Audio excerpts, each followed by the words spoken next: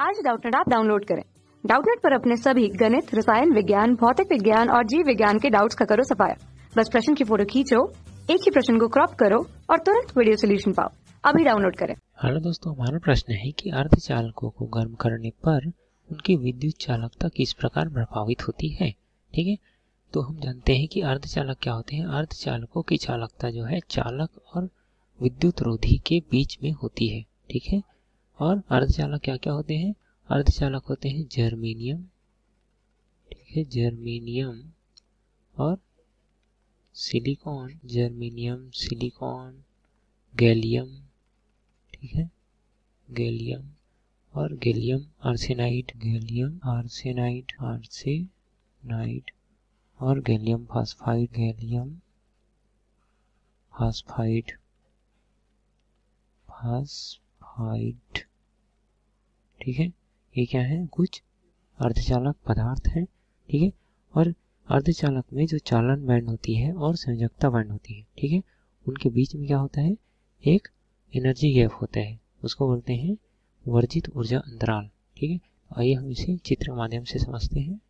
तो ये है अर्धचालकों में ऊर्जा बैंड। ठीक है, इधर दर्शाते हम ऊर्जा को, मतलब ई से दर्शाते हैं, और ये जो होती है ये होती है संयोजकता बैंड, संयोजकता बैंड। ठीक है, और जो ऊपर है वो क्या है, ये है चालन बैंड। ठीक है, चालन बैंड।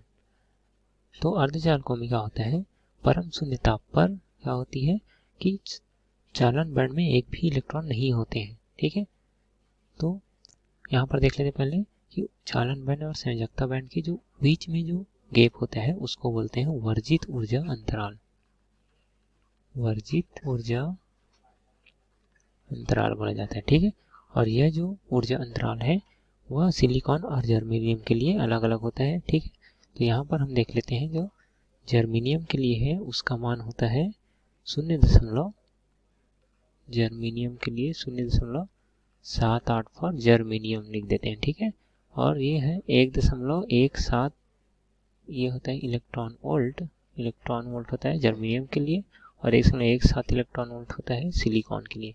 मतलब सिलिकॉन बैंड में इतना इलेक्ट्रॉन वोल्ट अगर हम देंगे तो जो इलेक्ट्रॉन है वो संयोजकता बैंड से चालन बैंड में चले जाते हैं। ठीक है, अब देखते हैं हम ताप बढ़ाने पर अर्धचालकों में क्या प्रभाव पड़ता है। परम शून्य ताप पर अर्धचालकों की जो चालकता होती है वो शून्य होती है। ठीक है, तो परम शून्य ताप किसको बोलते हैं, 0 केल्विन को परम शून्य ताप बोलते हैं।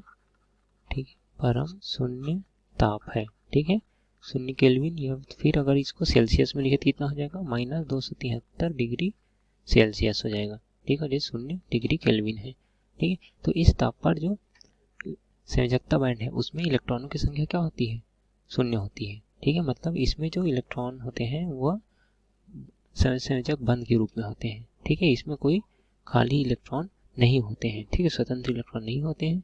तो जब हम इसको कमरे के ताप या फिर और गर्म करते हैं तो संयोजकता बैंड से जो इलेक्ट्रॉन है वे चालन बैंड में आ जाते हैं। ठीक है, ऊर्जा पाकर, उसमें ऊर्जा पाकर क्या करते हैं, इस चालन बैंड में आ जाते हैं, और यहाँ पर बन जाता है इसका जो वी बार या फिर होल बोलते हैं। ठीक है, तो ये क्या होते हैं, चालन बैंड में इलेक्ट्रॉन आने के कारण ये क्या करते हैं, गति करने के लिए स्वतंत्र हो जाते हैं। तो फिर इस प्रकार इसकी क्या हो जाती है, गति जो है, चालकता जो है बढ़ जाती है। ठीक है, और हम जानते हैं कि चालकों में जब हम ताप बढ़ाते हैं तो क्या होता है, उसकी जो प्रतिरोध होती है वो बढ़ती है, मतलब जो चालकता होती है वो कम होती है। परंतु जब अर्धचालक को गर्म किया जाता है तो उसकी चालकता बढ़ जाती है। ठीक है, तो ये है अर्धचालक और चालक में मुख्य अंतर। और जो विद्युत रोधी होते हैं उसमें क्या होते हैं कि हम ताप बढ़ाएंगे तब भी उसमें कोई स्वतंत्र इलेक्ट्रॉन नहीं होते हैं। ठीक है, यहाँ पर हमारा प्रश्न था कि अर्धचालकों को गर्म करने पर क्या होता है, तो उसकी जो चालकता है वो गर्म बढ़ जाती है और उसकी जो प्रतिरोधकता है वो कम हो जाती है। ठीक है, धन्यवाद। कक्षा 6 से 12वीं से लेकर नीट, IIT, JEE वो एडवांस के लेवल तक 1 करोड़ से ज्यादा छात्रों का भरोसा। आज ही डाउनलोड करें डाउटनेट ऐप या व्हाट्सएप करें अपने सारे डाउट्स 8400 400 400 पर।